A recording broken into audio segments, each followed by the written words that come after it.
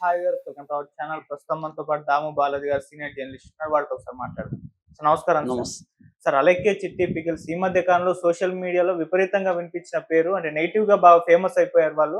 అయితే ఈ చిట్టి పికిల్స్ ఏదైతే బిజినెస్ ఉందో ఇప్పుడు మూతబడిపోయింది. ఆ అలెక్కే అమ్మాయి కూడా హాస్పిటల్లో అడ్మిట్ అయిందని చెప్పేసి వార్తలు వస్తున్నాయి. సార్ ఏమైంది అలెక్కే అమ్మాయికి? మరి ఇప్పుడు కంప్లీట్ గా మూసేస్తారా, లేకుంటే మళ్ళీ కొద్ది కాలం తర్వాత రీఓపెన్ చేసే ఛాన్స్ ఉందా సార్? ఏం జరిగింది సార్? అలేఖ్య, చిట్టి, రమ్య ముగ్గురు సిస్టర్స్ రాజమండ్రిలో పికిల్స్ని ఓపెన్ చేశారు. యాక్చువల్గా వాళ్ళ ముగ్గురు కూడా ఇన్ఫ్లుయెన్సర్లు.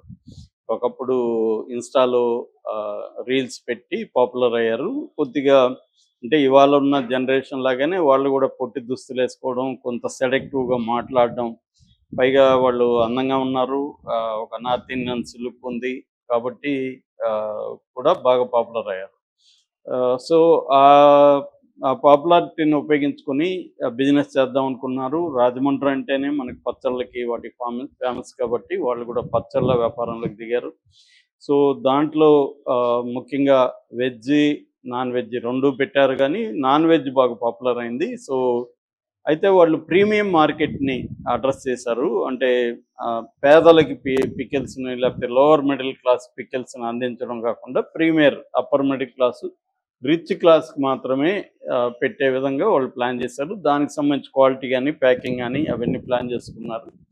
రేట్లు కూడా అంతే పెట్టారు. ఇప్పుడు మామూలుగానే రిచ్ పీపుల్ తక్కువ రేట్లు ఉంటే అసలు కొనరు చాలామంది, ఎందుకంటే క్వాలిటీ బాగుండదు అని. ఈ తక్కువలో క్వాలిటీ ఎలా ఇస్తారు వీళ్ళు అనేది కొంత ఉంటుంది అనమాట. అందుకని రేట్లు పెట్టేటప్పుడు కూడా వాళ్ళు ప్రీమియం క్వాలిటీకి రేట్లు ఎక్కువ పెడతారు, క్వాలిటీ కూడా అలా చూసుకుంటారు అనమాట.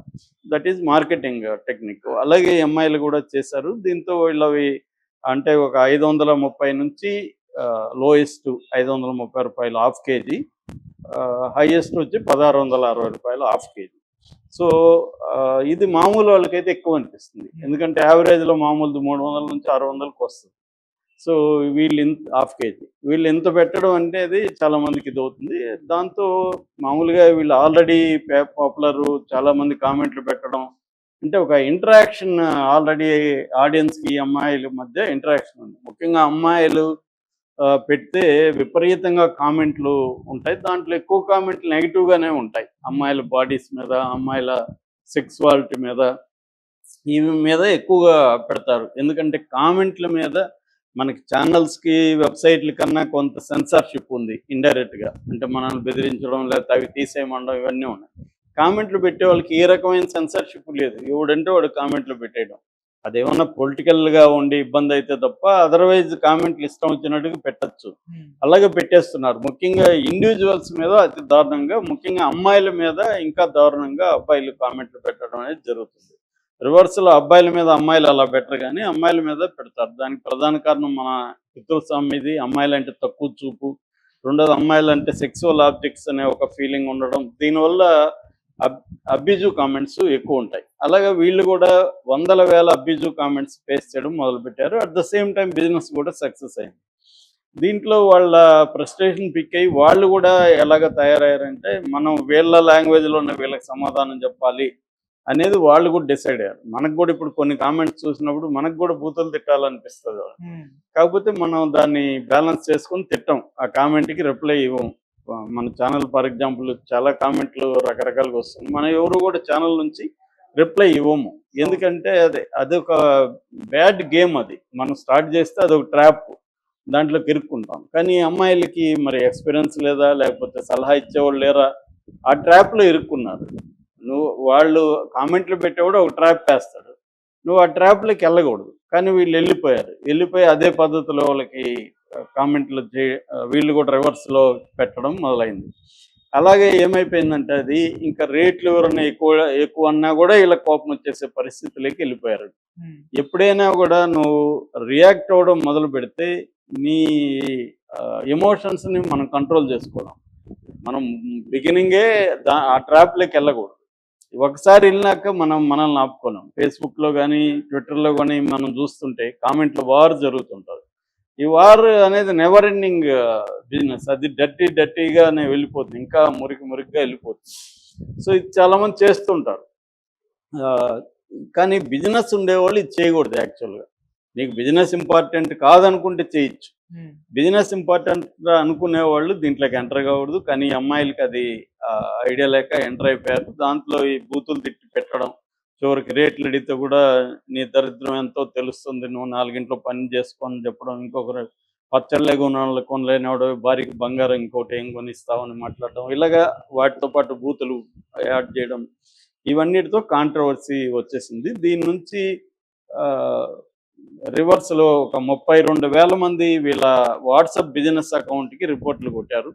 అట్లాగే మిగతా అకౌంట్స్కి కూడా వేల మంది కొట్టేసరికి వాళ్ళు దాన్ని పాజ్లో పెట్టేశారు, సస్పెండ్ చేశారు. దానివల్ల ఇప్పుడు ఏమైందంటే వీళ్ళ వ్యాపారం అంతా కూడా ఆన్లైన్ బేస్డ్ వ్యాపారం. ఆన్లైన్లో నెగిటివిటీ ఈ స్థాయిలో నాకు తెలిసి రావడం నేను ఎప్పుడు చూడలేదు. ఈ స్థాయిలో నెగిటివిటీ అనేది, ఈ స్థాయిలో నెగిటివిటీ వచ్చేసింది. సో వచ్చేసరికి ఇప్పుడు వాళ్ళు సారీలు చెప్పడం మొదలుపెట్టారు. ఫస్ట్ అక్క రమ్య చెప్పింది, చెల్లె రమ్య చెప్పింది, చిన్నమ్మాయి వాళ్ళ ముగ్గురులో. కానీ అది ఎవరు కన్విన్సింగ్గా లేదు. అంటే వేరే మమ్మల్ని తిట్టినోళ్ళు మేము తిట్టాలా అనుకున్నాము, అది మీకు పొరపాటున వచ్చిందంటే ఎవరు నమ్మట్లేదు. ఎందుకంటే వాయిస్ మెసేజ్ క్లియర్గా ఈ అబ్బాయి దేంట్లో పెట్టాడు, దాంట్లో వాయిస్ మెసేజ్ అంటే అక్కడ ఆన్ చేసి రికార్డ్ చేస్తారు. అది తెలిసిన వాట్సాప్ తెలిసిన వాళ్ళకి అందరికీ తెలుసు. అదేమైనా అంటే ఏదో ఫార్వర్డ్ కొట్టబోయి నీకు కొట్టామంటే అర్థం ఉంది. కాబట్టి ఇది రాంగ్. అది వాళ్ళు అక్కడ నిజాయితీగా ఒప్పుకోలేదు. దాని తర్వాత ఇంకా ట్రోల్స్ పెరిగాయి. మిగతా ఇన్ఫ్లుయెన్సర్లు అందరూ కూడా దీన్ని ఉపయోగించుకొని పెద్ద ఎత్తున చేయడం మొదలుపెట్టారు. ఇది యూట్యూబ్కి ప్రాకింది. సో అలాగే అయ్యేసరికి ఇంకా అమ్మాయి అలేఖ్య అని తిట్టింది ఎక్కువగా, అలేఖ్య అని చెప్తారు. సో అలేఖ్య వచ్చి కన్నీళ్ళు పెట్టుకొని ఆ అమ్మాయి ఏదో సారీ చెప్పింది, అంత అయింది. అయినా కూడా వీళ్ళు శాంతించట్లేదు. ఇంకా వాళ్ళు తిట్టిన దానికంటే కూడా కొన్ని వేల రెట్లు కామెంట్లు బ్యాడ్గా ఉన్నాయి. అంటే అమ్మాయిల సెక్సువాలిటీ, మీరు మమ్మల్ని పెళ్లి చేసుకోండి, మాతో గడపండి, లేకపోతే మిమ్మల్ని ఆర్డర్ మేము ఇస్తామని, మిమ్మల్ని మేము కొనుక్కుంటామని, ఇలాగ రకరకాలుగా ఏదో వాళ్ళకు తప్పు చేసి ఉండొచ్చు, కానీ తిట్టడం అనేది తప్పు చేసి ఉండొచ్చు. ఆ తప్పుకు కూడా మళ్ళీ నేపథ్యం ఉంది. వందల వేల తిట్లుని భరించలేక వాళ్ళు అది చేశారు. అది మోరల్ యాంగిల్లో కరెక్టే. ఎందుకంటే నువ్వు నన్ను ఒకటి తిట్టినప్పుడు నేను ఎందుకు తిట్టకూడదు, అమ్మాయి అయితే నేను భరించాలా అన్న యాంగిల్లో, మోరల్ యాంగిల్లో వాళ్ళు తిట్లు కరెక్ట్. కాకపోతే ఆ తిట్లు ఎవరిని తిట్టుండాలి, తిట్టిన వాళ్ళని తిట్టాలి. రేట్లు ఎక్కువ ఉన్న వాళ్ళని ఆ యాంగిల్లో తిట్టడం మళ్ళీ కరెక్ట్ కాదు. బిజినెస్ యాంగిల్ అయితే అసలు స్పందించడమే రాంగ్. ఎవరిని తిడితే వదిలేసుకుంటా వెళ్ళాలి, పట్టించుకోకూడదు. బిజినెస్ అసలు మీరు దానికని ఒక పర్సన్ పెట్టేసుకోవాలి, కుదిరితే వాళ్ళే చూసుకుంటారు. ఇప్పుడు మార్కెటింగ్ పర్సన్స్కి ఇవన్నీ తెలుసు ఎలా డీల్ చేయాలో. ఇది అందరికీ వర్తిస్తుంది. మనం మామూలుగా కూడా కస్టమర్ సర్వీసులు అమ్మాయిలు ఉంటే చాలామంది ఫోన్లు చేసి అమ్మాయిలతో కబుర్లు పెట్టుకోవడం, అమ్మాయి పర్సనల్ నెంబర్లు అడగడం, ఇవన్నీ మనకి చూస్తూనే ఉన్నాం. సో ఇది చేస్తూ ఉంటారు చాలామంది. అబ్బాయిలకి ఇదే పని, ఎక్కడ అమ్మాయి నెంబర్ దొరికితే ఆ నెంబర్కి ఫోన్ చేసి ఆ అమ్మాయిని ట్రాక్ చేయాలని ట్రై చేస్తుంటారు. కాబట్టి ఇప్పుడు వీళ్ళు స్పందించింది లేటుగా అయిపోయింది. ఇప్పుడు ఈరోజు ప్రకటించారు మేము మూసేస్తున్నామని, అది దురదృష్టకరం. వాళ్ళు భయపడాల్సిన అవసరం లేదు నాకు తెలిసి. ఇప్పుడు కూడా మళ్ళీ వ్యాపారం చేసుకోవచ్చు మళ్ళీ. ఎందుకంటే ఫైనల్గా కస్టమర్స్కి ఏం కావాలి, మనం తీసుకునే గూడ్స్ అనేవి, వస్తువు అనేది బాగుంటే ఖచ్చితంగా మళ్ళీ కొంటారు. వీళ్ళు ఆల్రెడీ మళ్ళీ బాగున్నాయి కాబట్టి మళ్ళీ కొంటున్నారు తప్ప, వీళ్ళు అందంగా ఉన్నారని ఎంతమంది కొంటారు అంతంత డబ్బులు పెట్టి. కాబట్టి మార్కెటింగ్ పనికి వస్తుంది తప్ప సేల్స్కి ఖచ్చితంగా వాళ్ళు బాగుంటేనే. ఇది బాగున్నప్పుడు వాళ్ళు ఆపాల్సిన అవసరం లేదు. ఏదేమైనా దురదృష్టకరం. అలేఖ్య హాస్పిటల్లో కూడా చేరిందని చెప్తున్నారు. సో త్వరగా కోలుకోవాలని కోరుకుందాం. మళ్ళీ వాళ్ళు బిజినెస్ స్టార్ట్ చేసి, ఎందుకంటే అమ్మాయిల ఆంటర్‌ప్రెన్యూర్‌షిప్‌ని ఖచ్చితంగా మనం ప్రోత్సహించాలి. ఆల్రెడీ ఇండియాలో పెరుగుతుంది.